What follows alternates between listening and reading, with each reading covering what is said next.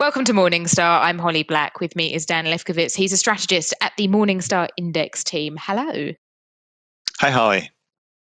So, Dan, we're talking all things thematic investing this week, and using an index or a passive fund is a really obvious way for investors to tap into certain themes.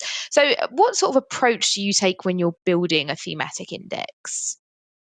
Yeah, so we take a pretty cautious approach when deciding whether to build a thematic index. Whether it's genomics or cybersecurity or green energy, telemedicine, themes resonate with investors. There's a sort of intuitive appeal because these are things that we're reading about and hearing about. They're in the zeitgeist. But there's a real danger with a thematic strategy that investors are being sold on a good story that doesn't actually become a good investment.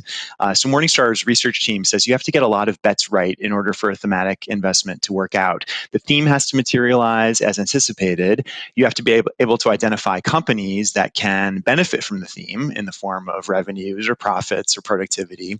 And then that benefit has to translate into security level capital appreciation. And that's tricky because a lot of these themes are well known and they're already reflected in share prices.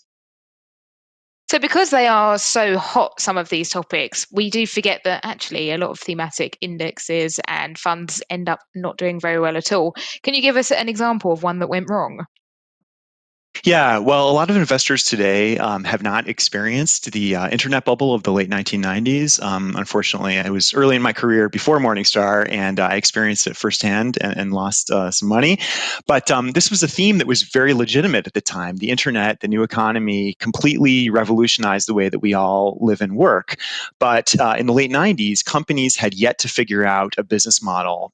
They hadn't figured out a way to actually profit from the internet. The Googles and the Facebooks and the Alibabas of the world didn't come until much later. So you had a lot of thematic investments focused on the internet and the new economy and technology, media, telecom that loaded up on companies with stratospheric valuations because they had a .com in their name. But it all ended very, very badly, even though the theme in the long run ended up being really legitimate. And the internet actually would have been a great theme to be invested in over the past decade or so. But it can't always go wrong, or you'd hope no one would do it. So, what's an example of an index that went right? Right. All my caveats aside, we do think there is merit in investing in a thematic way, and we have constructed a number of thematic index strategies at Morningstar. So we have a multi-thematic called exponential technologies. We have renewable energy, electric vehicles. We have robotics, and we spend as much time thinking about the company level and the stock level as we do about the theme. So identifying those companies that are able to benefit from a theme, not just as an innovator, but also as potentially as a supplier or using a new technology in a way that is going to be additive to the business. If you think about the gold rush metaphor, very few miners actually struck gold. The biggest financial beneficiaries were the folks selling picks and shovels to the gold miners, or blue jeans, or liquor, right? So you have to look across the value chain. So what does this mean? Some examples in electric vehicles. Lithium miners might be a way to play that trend.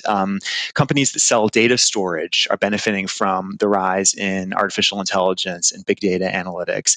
Providers of infrastructure as a service benefiting from connectivity and 5G. Companies that are using 3D printing for medical devices. So looking sort of across the value chain of a theme. But obviously, with thematic investing, you have to appreciate it's more than what's trending on Twitter. So, when investors are thinking about this, what do they need to bear in mind? Yeah, it's absolutely critical to understand the methodology. A lot of investors just see a theme, oh, that's the next big thing, and they stop there. You have to understand how are securities being selected, how is a portfolio of securities being constructed that's going to deliver a good long-term experience. A lot of these strategies use industry classifications, or they use text searches, scanning through company documents for keywords related to a theme.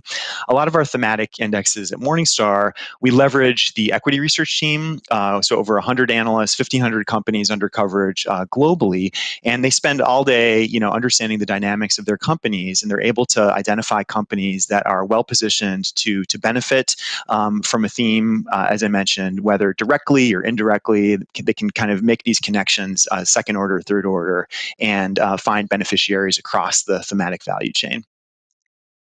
Dan, thank you so much for your time. For Morningstar, I'm Holly Black.